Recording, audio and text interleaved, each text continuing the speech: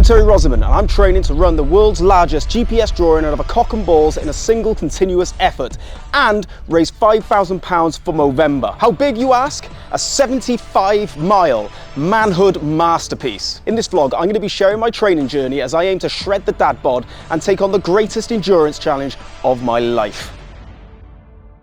Welcome to the first vlog of my training series as I prepare to take on the world's biggest GPS drawing of a cock and balls in a single continuous effort for Movember. Who am I? Well, I'm Terry Rosamond, the ultimate average athlete. I'm just a challenge enthusiast who believes in the power of challenges and how they can have a positive effect on your physical and mental health well-being. Now, I'm no stranger to challenges. I've undertaken a few over my time in recent years.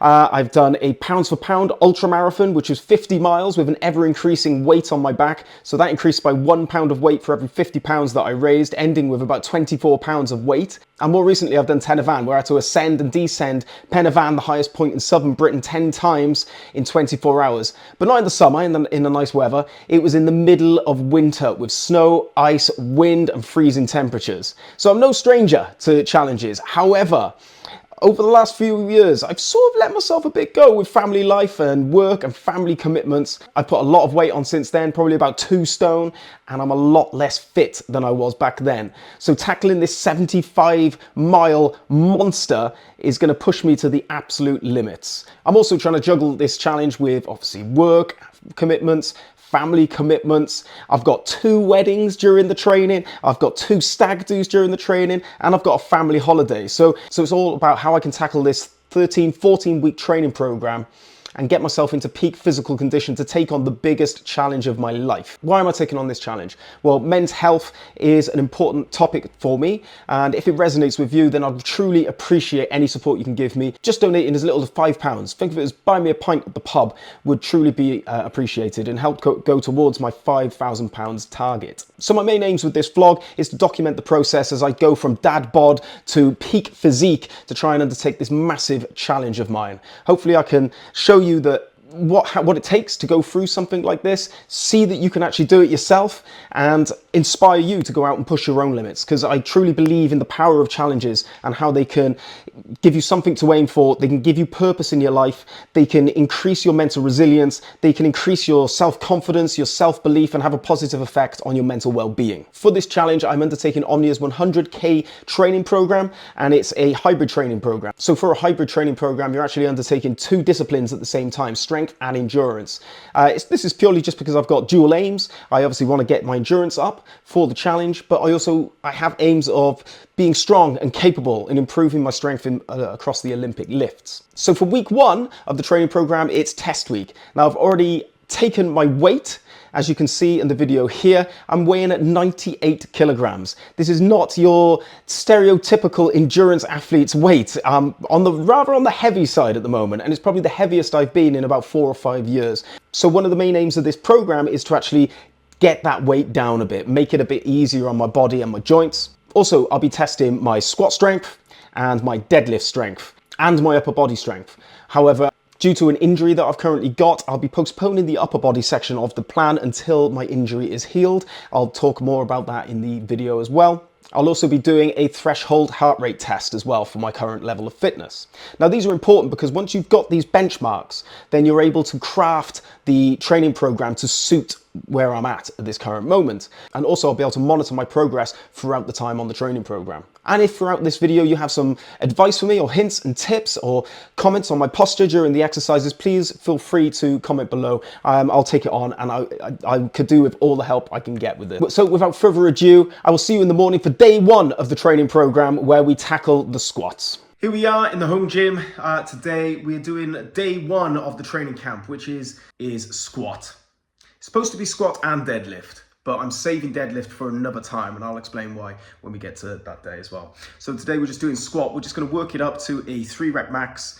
That we'll then chuck that into the equation, and that will spit out what our theoretical 1 rep max is. And this is all to go towards the training plan, because then the whole training plan will use that 1 rep max and work out what I need to do for each session to build my strength in the legs. So without further ado, let's get on it.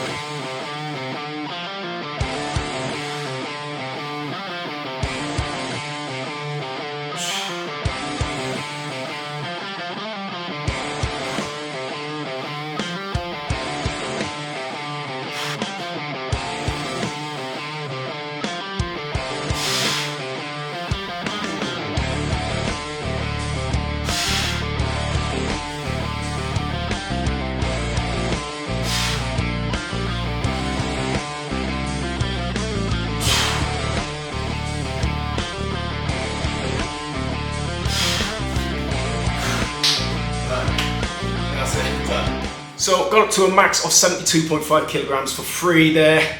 I felt my form start to go a little slightly, so I thought, right, that is my max. So that's my 1 rep max for the back squat. Now we're going to the next one.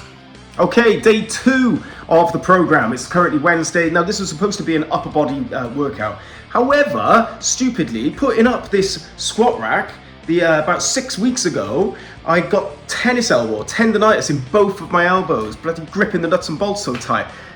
Just shows how much of a wimp I am. But yeah, it's still here, 6 weeks on. So the upper body section of this training plan, which I'm going to be doing, is postponed until the tendonitis in my elbows goes completely. I don't know if you guys have ever had tendonitis.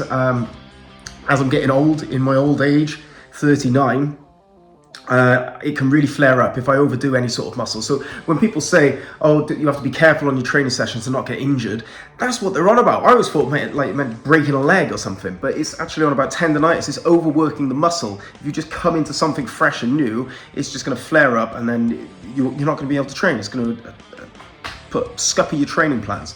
So I'm waiting. It's currently been 6 weeks. I'm going to wait longer, hopefully it'll be gone by 12 weeks time. And then I can actually get on with the upper body section. So today, session 2, we're going to do a deadlift instead, and we need to know that anyway for the training program. So today I thought we'd just split it up and do a deadlift. So without further ado, here we are.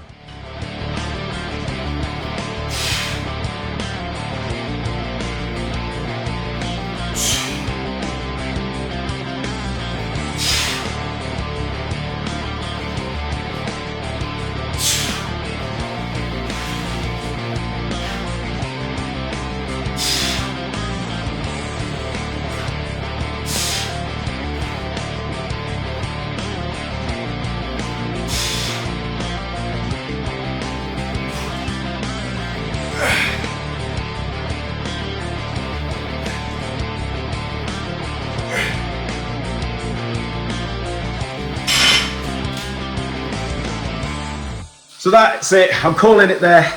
That was 80 kilos. And it wasn't necessarily because of the legs going, it was more the lower back, actually. I could have gone a little bit heavier, I feel like I could have, but I just didn't want to risk the back, not at this early stage, not the start. As I say, like I'm a bugger for tendonitis and stuff. So we put that into the calculator, which brings us up this figure here, which is 88 kilos, 1 rep max. And we're going to take that into the training. The training will obviously calculate all my training capacity, weights, to progress through the training. So guys, I will see you on day 3 tomorrow, which is the lactate threshold test. Day 4 of test week is Thursday. Today is a lactate threshold heart rate test.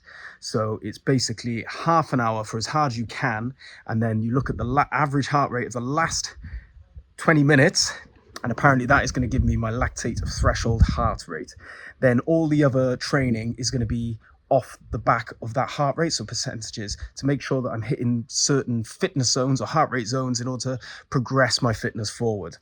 I bought myself a little heart rate monitor from Garmin, just wearing it around the chest by here. And this is to get an accurate reading of the heart rate. Too many times, these watches are great, but sometimes I don't feel they're 100% accurate with the heart rate.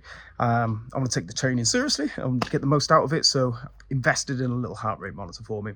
So I'm going out, probably about 4.5 miles, something like that, and I will let you know how I get on. See ya. Oh my God. So I just finished that run. Absolutely horrible. It was baking outside, probably like 25 degrees or something like that. Really boiling, really dehydrated, and just pushing myself hard for half an hour. It's not nice. It's actually sick.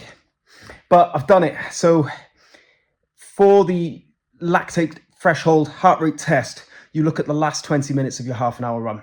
You take the average heart rate, which for me, it was 163.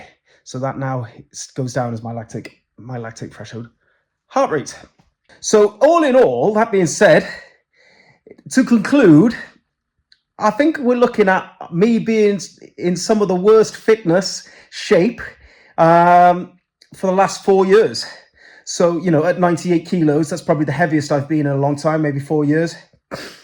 My squat, my deadlift, not the best at all, not the best I've ever done. and my lactate threshold heart rate.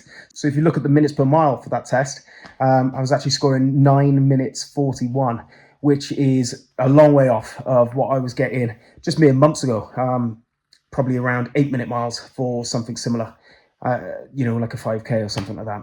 So hopefully you guys can appreciate where I've got to go from this. I've got to go from a position of being in the worst fitness of my life for a while to obviously the biggest challenge I've ever done in my life, the 75 miles to draw that massive cock and balls. So I've got to be in tip-top fitness, the top fitness I've ever been.